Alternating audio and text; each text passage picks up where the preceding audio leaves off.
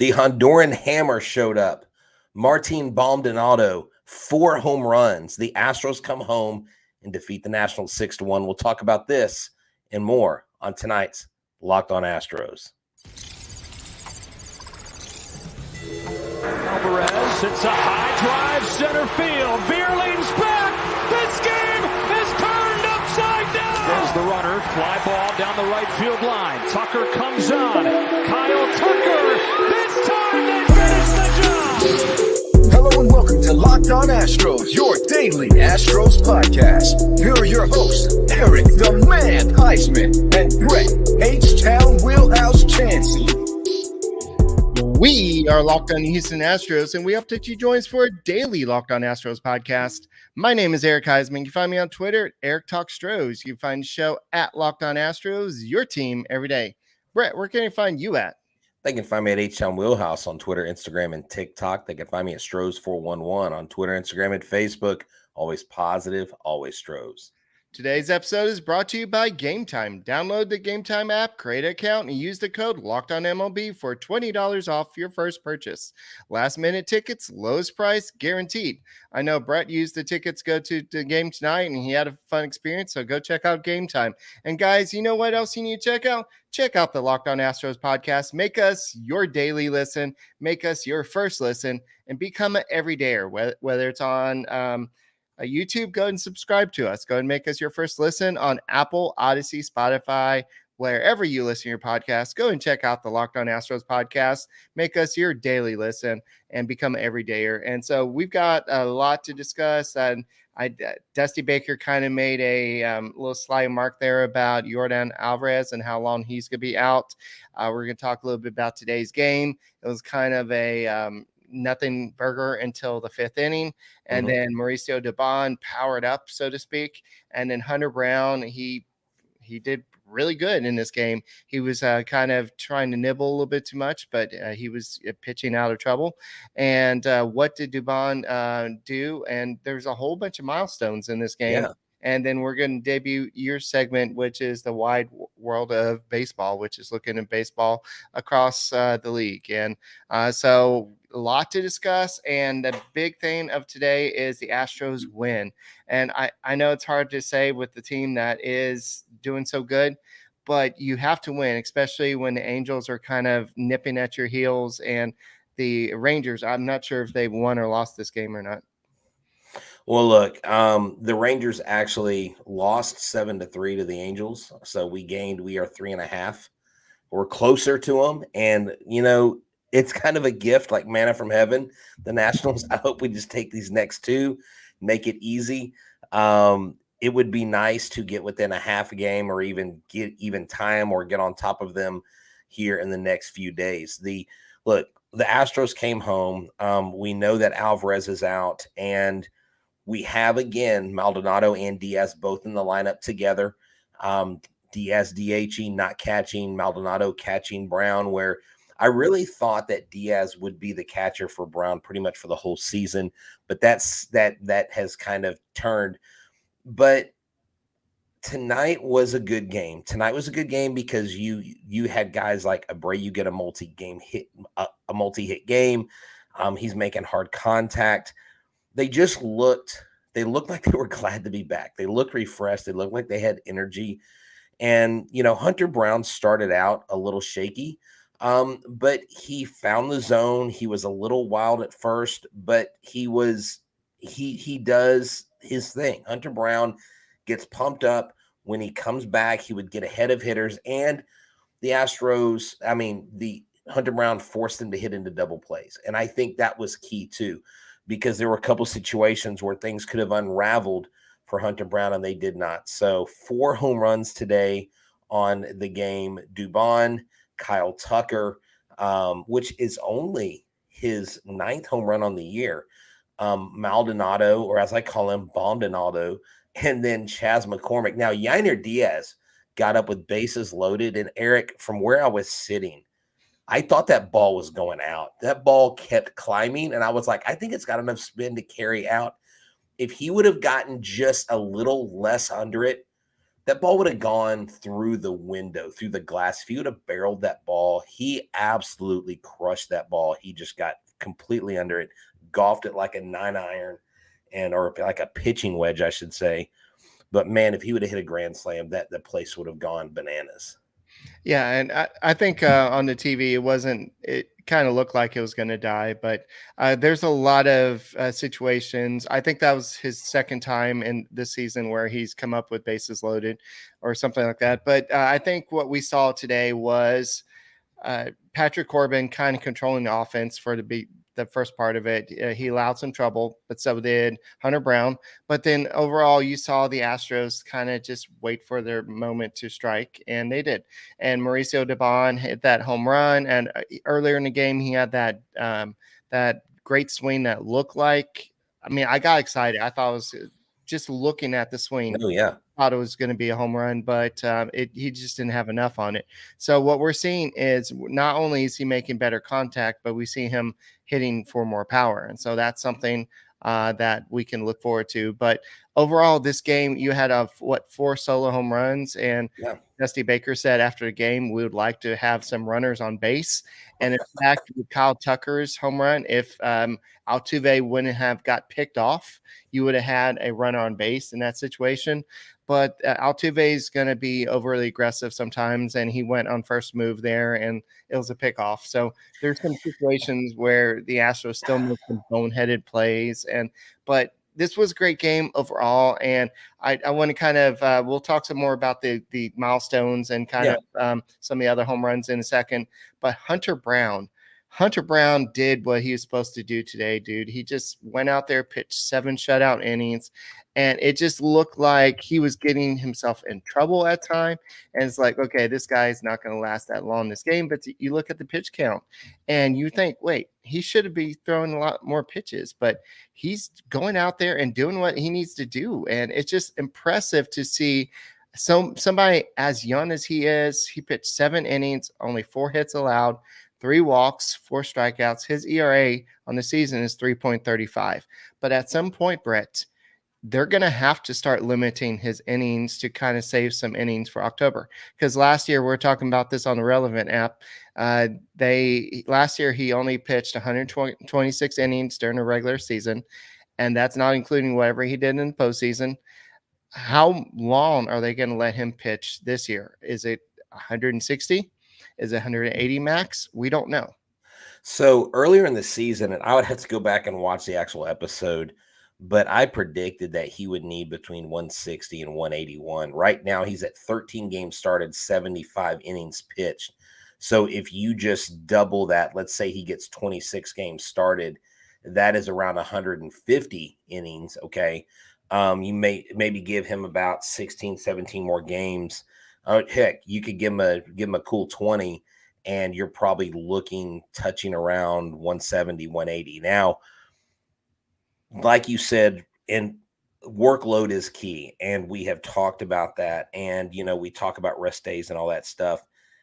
I'm wondering at some point if you're going to see, Hunter Brown, like they're going to go to the 5-man rotation. But I think if they go back to the 6-man rotation at some point, that helps Hunter Brown. He has more time between starts. You don't have to rush him in there. I think as long as they're monitoring his velocity, as long as they're monitoring that he's not wearing down late in games, let him keep going. We forget these guys are young, and we forget that there was a day in baseball. There was a time in baseball, Eric, where these pitchers would throw almost 300 innings, and they never batted an eye. Speaking of innings, I don't know if you saw, but Stanford just got through heartbreakingly beat the Longhorns. I'm sorry to the Longhorn fans, but they had a pitcher one game throw 156 pitches and get 15 strikeouts. It was a college kid. Yeah. And someone's like, yeah, he'll have Tommy John next year after that. But I think they're well aware. And you're right. They do need to be careful how many innings they give. I think if Hunter Brown can get out of a game with a shutout and he's at maybe 85 pitches, that'd be a good way to get him out, Yeah. So in this game, you saw situations where he had runners on second and third with no outs, and he was able to strike them out and get like a big ground out or something like that in that situation. But the big play in this game for Hunter Brown, especially, is there's runners on in seventh inning. I don't remember what the situation was, but you had the guy that's in the top 12 or whatever it was in outfield voting, Jake Myers out there. And he made this great catch in center field. And you should have seen, you didn't see it because you're at the game, but Hunter Brown's face inside you saw him out on the field, but inside the dugout, he's just like, man, this is great. I can't believe he did this. And it just was a cool experience. And you know that he's going to buy Jake Myers some type, either dinner, Rolex, or something for that. Well, so I did see his reaction. Like after the catch, I looked at Hunter Brown. I saw his reaction. And then when he came in, he looked directly at Jake Myers. And he's like, "That's right, baby. Let's go." And you could tell, like the way Hunter Brown walked into the dugout from the field, dude, he had his chest puffed up. He was so pumped about that. And so, look, and let me tell you, there's something else you can get pumped about. That is Game Time. Game Time is a great app. It is the only app I use to buy tickets if I don't already have tickets. So use the Game Time app and use the promo code Locked On MLB to get $20 off your first purchase. Today, you need to realize that it's not just baseball games. It's concerts, it's plays, it's operas, it's comedies, whatever you want. I mean, come on. Why wouldn't you want to go use an app that's easy? And if you go to an event and you find a ticket in the same section and same row for less, they will credit you 110% the difference. That's right. You get images of your seat before you buy them. You know exactly what to expect. You buy tickets in a matter of seconds, 2 taps, and you're set. Tickets are sent directly to your phone, so you never have to dig through your email. Download the Game Time app and create an account and make sure that you go and purchase tickets. It doesn't have to be weeks in advance. It can be the day of the game. There are terms that apply. Again, create an account and redeem the code Locked On MLB for $20 off your first purchase. Download the Game Time app. Last minute tickets, lowest price, guaranteed. All right, so there's several milestones in this game, and it was actually pretty cool. So if you weren't like Brett, and you didn't go to the game, you didn't get to watch it like me, you can always tune into the action and on Sirius XM. So the next game is going to be Wednesday night at 7:10 p.m. Central Standard Time. Catch every pitch of the Astros hometown broadcast on Sirius XM with the SXM app. Just search Astros and just go ahead and listen to all the play-by-play calls there as well. So that was a great game, and there's a lot of milestones in this game. And Dusty Baker said after the game, he's like, well, typically I don't have to make additional lineup cards for all the milestones that were made in this game, but there was 3. And poor Jeff Blum only had 99 home runs in his career, and now you have Martin Maldonado get his 100th career home run. And so now Martin Maldonado can go up to Blummer and say, you know what? I have more home runs than you do. And so that was one of the milestones on the night. The other one was Abreu got his 1500th career hit in his first at bat. It was a double. Yeah. And he did ask for that ball, and that was a big career milestone for him. And he also was 2 for 3 with a walk in that game. And then you had the big one of the night, which was Jose Altuve with his 1,000th run scored, which is a big a lot of people can get hits, but to get all the way around the bases and score, you got to have good teammates around you, or you can steal some bases. And Altuve finds a way to score, and that's what he's done for a long time now. And so he's going to continue making all these milestones. Yeah, he is. And you're going to see him just tack on the numbers because he's well on his way to a Hall of Fame nomination. This guy, God, if he's not first ballot, I think it'll be absolutely criminal. He'll be second ballot. The guy is a surefire Hall of Famer. He will be the 3rd Houston Astro to go into the Hall of Fame if Billy Wagner doesn't make it there before Altuve does. So if Wagner makes it, he'll be the 4th. Wagner doesn't. So he is. Wagner's trending up, but But like I'm saying, I don't know for sure. I'm not a fortune teller. I can't predict it. But I think for more reasons than not, he definitely deserves to be there. But look, this team is out there doing this, Eric, 4 solo home runs without Yordan Alvarez. And before the game, there was an exchange with Dusty Baker and with Chandler Rome. And Chandler Rome asked Dusty Baker, do you have any information on his MRI, right? And Dusty Baker's like, I don't even know if he's had an MRI. And then Chandler Rome's like, what do you mean you don't know he had an MRI or not? And they went into this whole HIPAA thing. And then they said, well, you're going to have to talk to the trainer about that. And then, Chandler Rome's response was, they've never made that guy available to us at all. This is basically what he said. Dusty Baker said that he did not know whether he went for an MRI. He said that even if he did, he couldn't say, citing HIPAA. Told the other team reveal players had imaging done all the time. Baker said to ask trainer Jeremiah Randall, the Astros do not make Randall available. Look, what is his famous quote for tonight? He said what? He's a ways away. He's a ways away. Yeah. He's a ways away. So, look, I don't know what's going on. I'm not saying the Astros have to tell every fan what's wrong with every single player, but it just seems to be more of a common theme than not that this team plays coy and they're afraid to be transparent. And I don't know what that goes back to. I don't know if that goes back to being burned because all the 2017 stuff. I don't know where that comes from, but there's not many other teams that I ever hear that word HIPAA used and why they don't reveal a player's injury. You know what I'm saying? It just seems a little weird.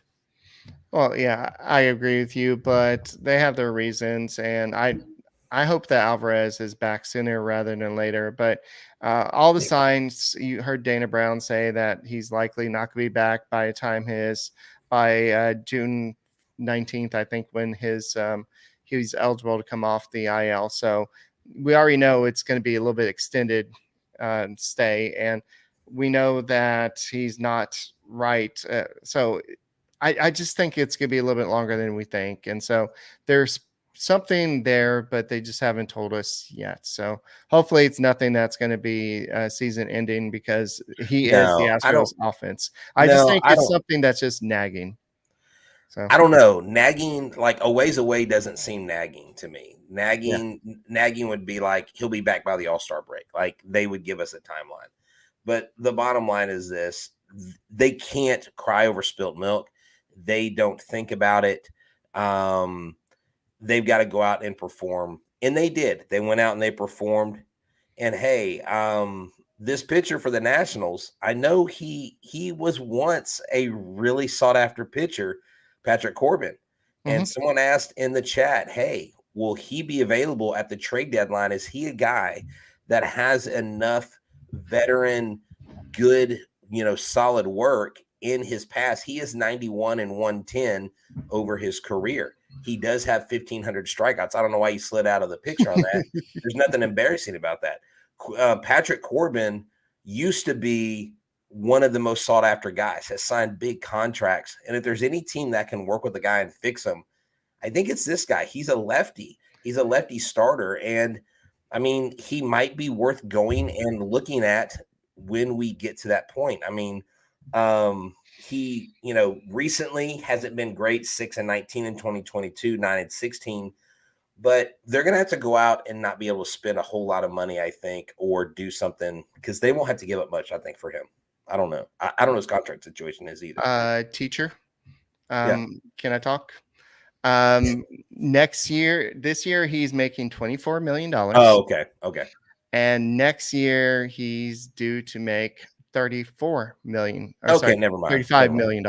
Okay, I didn't know that. I wasn't aware of his contract situation. I was just thinking, hey, can we fix him? Bring him over here, right? Because that's what the Astros do. That was my mindset. Okay, thanks for sharing me the details. Thanks for so like that would be something where if you want one of their outfielders or you want something you want like one of their stud guys and you're going to give up some prospects and they're like, no, we're not going to trade you this guy. But if you'll take Corbin, if you take him, Patrick Corbin off our hands, we'll go ahead and let you take this guy. We still want some prospects for this guy, but we'll go ahead and give, and you just have to take on that entire salary.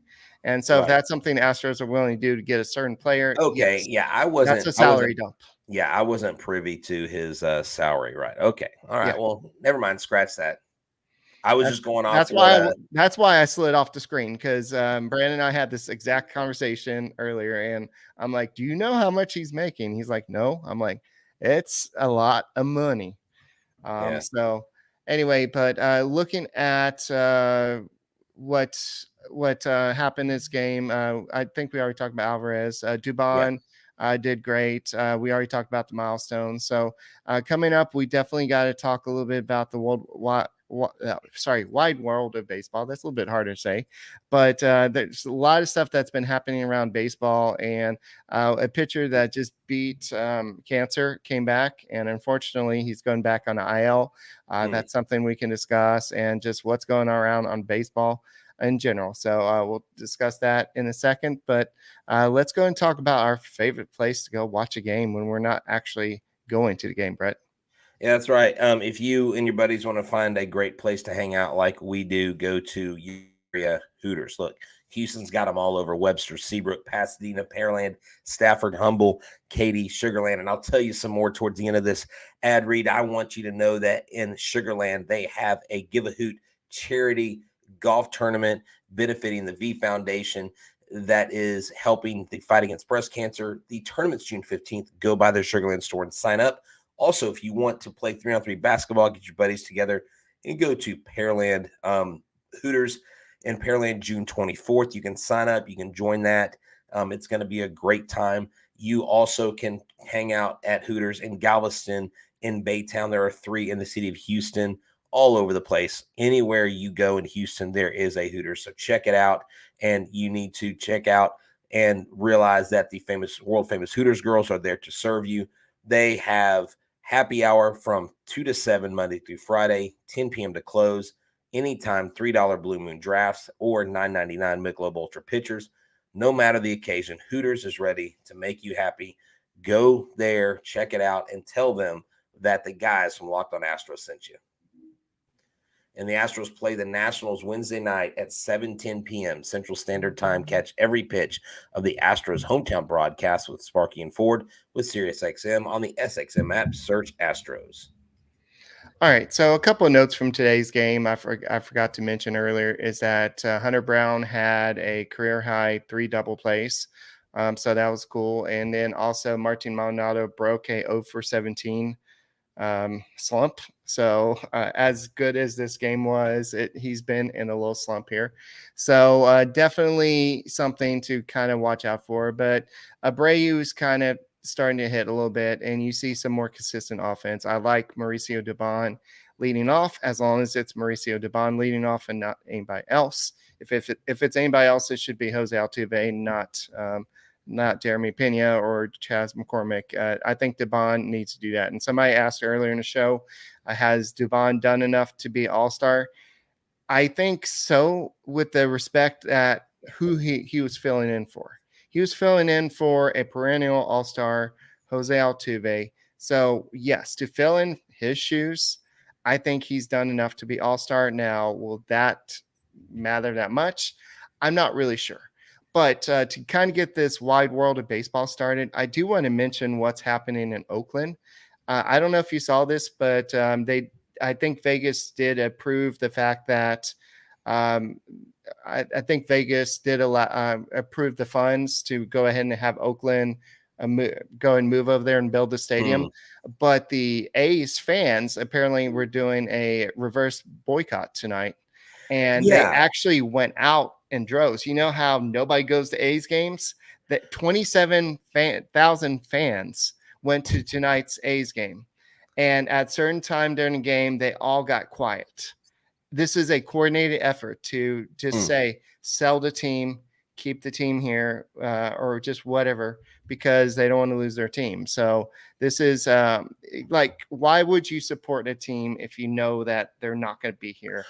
Right. Yeah. And this is kind of my take. The Locked On A's host Jason Burke put together a video. I didn't get to add it in to our episode, but if you guys want to know more about that, that protest, go give him a listen, go give him a follow, check it out.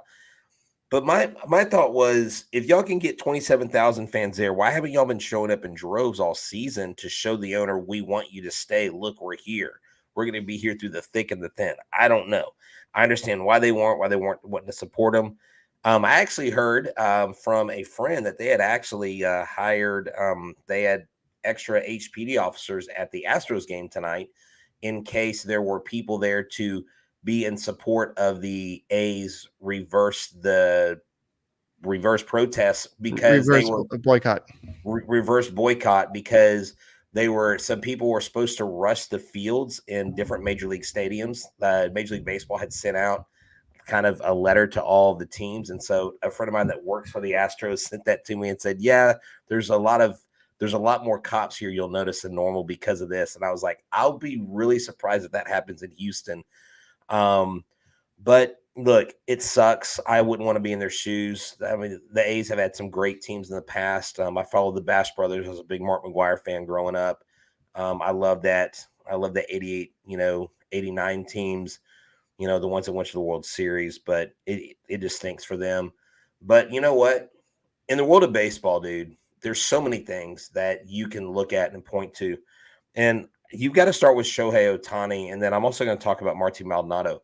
Shohei Otani, 3 years in a row, has logged 100 strikeouts and 20 home runs. 3 years in a row. There's only one player that's done it, and Shohei Otani's done it 3 years in a row. What he is doing is next level. He is boss battle mode. He is the GOAT, whatever you want to call him. He is doing things that no other baseball player has done, and it's an absolute shame that he's on the Angels. Sorry, Angels organization. Y'all have done nothing for this generational talent, and when y'all lose him, it's going to be even more disgraceful, I think, for that organization. But from what I'm hearing, the Angels are going to go very, very hard after him, and I promise you they're going to make a ploy because, look, they kept Trout, and they kept him in there. But another story that I don't know a lot of people have talked about, and someone actually mentioned it, I was going to mention it tonight. I don't know if you've heard about this Ugandan catcher that went viral, Dennis Kasumba. He was Uganda. He wanted to be Uganda's first ever major league player. So someone put videos of him training, and he was training with tires, standing on tires. His glove was literally a piece of cardboard. He's got his feet raised on bricks. I mean, this guy is using anything and everything he has. He got sent professional catcher's equipment from Martin Maldonado. He has a full catcher set. He's now in the United States, and his catching gear is actually provided by Martin Maldonado. The full getup, the orange and stuff he had on tonight, he sent him that. And so Martin Maldonado is a good dude. So Dennis Kasumba is actually over here. He's made it over, I know, back on the 30th of May. Ben Verlander said, look, he's made it here. He's 18. So he's hoping to become the first Ugandan MLB player ever. So, hats off to the kid. Stuff like this is what makes baseball great. Stuff what Otani does makes baseball great. And when the Astros win, that also makes baseball great. There's going to be some other things come up, some other milestones, but I just thought those were two stories we need to look at before we go. Yes. Going back to the Astros for a second, I do want to talk about Gary Sanchez, but before I forget about it, if somebody asked, or maybe I just asked myself, or who has the most runs in Astros history? Biggio has scored 1,844. Bagwell has scored 1,517. Berkman has scored 1,008, and then Altuve is at 1,000 now. So Altuve should be catching Berkman pretty soon, maybe in a year or so, year and a half. Bagwell. Wait, How far is he away from Berkman? 8. Oh yeah, he'll catch him. What in runs? Yes. Oh yeah, he'll catch him like quickly, like in the next week. Yes, I know. All right, but how about Gary Sanchez? Nobody wanted Gary Sanchez. This is a guy that couldn't catch on with the Mets. To show how freaking the Mets, the dumpster fire the Mets are this year. Ooh, the Mets they had him, and since he's signed with the Padres, he's has 6 home runs, 16 RBIs, batting .255 with a .938 OPS. Wow! And he's just carrying the Padres right now. He's 2017 Gary Sanchez. With 2017 Gary Sanchez was phenomenal. And that's what it looks like. Look, sometimes these players need a change of scenery. Right. Baseball is a mental game. It is a mental grind. And, good for Gary Sanchez, because I can't imagine the pressure of playing in New York. But great story. That's a great pickup. I should have picked up on that. Good job on you, man. That's great. All right, so tomorrow's game, it's going to be Josiah Gray versus Framber Valdez. Josiah Gray is a young kid. He's actually having a great season, 4-5, 3.0 ERA. Framber Valdez, 6-5, 2.36 ERA. Josiah Gray has faced the Astros before. Altuve has a home run against him, batting .333. Bregman's batting .500 and 2 at-bats. It's a small sample size, but we'll take it. And if you're looking at Framber Valdez, not too much. Dickerson in 2 at-bats is batting 1,000 with 3 RBIs. So that's a little preview. I think the Astros just need to do a little bit like what they did today, just a little bit earlier offense so we don't have to stress through the first 4 innings. Well, but look, I mean, late innings scoring 5th, 7th, and 8th. Dude, I don't mind that. I mean, you put crooked numbers on the board. You didn't score 10 runs. You didn't do double digits. But look, if you're not able to watch the game like Eric does or like I do, then you want to listen to the game, then you need to realize that they play the Nationals at 7:10 p.m. Central Standard Time. Catch every pitch. The Astros hometown broadcast with the Sirius XM app on the SXM app. Search Astros. Man, what a great game. Bombs galore. That's right. The Honduran Hammer and Maldonado showed up. I hope we get some incredible jokes this week. That's what I need. I need some incredible jokes, and I need a Kessinger kiss off the wall. We need a Kessinger home run this week. How about it, Eric? I'll take that. Will he even play? I'm sure he will, with Dusty Baker making all these. What the heck? Let's throw the, at the fan type lineup he's been doing. But my name is Eric Huysman. You can find me on Twitter at Eric Talk Astros. You can find Brett at H-Town Wheelhouse, and we are at the Locked On Astros podcast, and we will see you tomorrow. And go Stros. Go Stros. Yes, I'm going tomorrow night. See y'all there.